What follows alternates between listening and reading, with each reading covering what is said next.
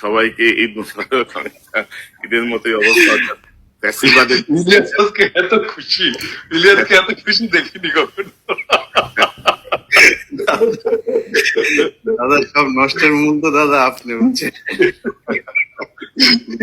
ইলিয়াস কখনো এত খুশি থাকে? কড়কা হাসতেছে, ও তো হাসে না কখনো।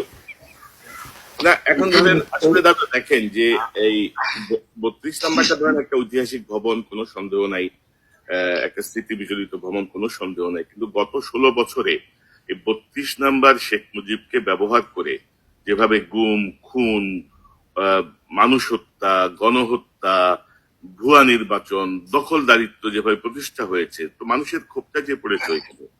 এবং ধরেন আমরা যদি সিরিয়ার দিকে তাকাই, জাস্ট আফটার হাসিনার পলায়ন, আমরা যদি সিরিয়ার দিকে তাকাই, দেখেন সিরিয়ায় আসাদের পার্টি নিষিদ্ধ, আসাদের অনুসারীদের ধরে ধরে ক্যাপিটাল পানিশমেন্ট দেওয়া হচ্ছে, অলমোস্ট এভরিডে তাদের শাস্তি দেওয়া হচ্ছে। তো আমাদের এখানে ধরেন আমরা এক ধরনের কচ্ছপ গতি দেখতেছি।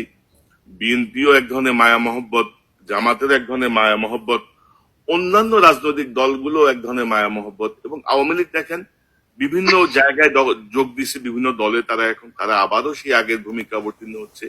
তো আমি যেটি প্রথমে বলছিলাম যে অনেকে বলছিল না যে ছাত্রদের ঐক্য ভেঙে গেছে, শেষ, এখন এরা ডাক দিলে আর 200 লোকে আসবে না, আর এরা নিজেরাই মারামারি করতেছে, ইত্যাদি ইত্যাদি অনেক কথা আমরা শুনছি। কিন্তু এটা আরেকটা মানে সাইন যে নো, ছাত্র জনতা এখনো ইউনাইটেড এবং তারা ওয়াচডগের ভূমিকায় আছে। এবং সরকারের জন্য এটা কিন্তু এক ধরনের, আমি মনে করি যে একটা সিগনাল যে নো, এইসব করা যাবে না। তো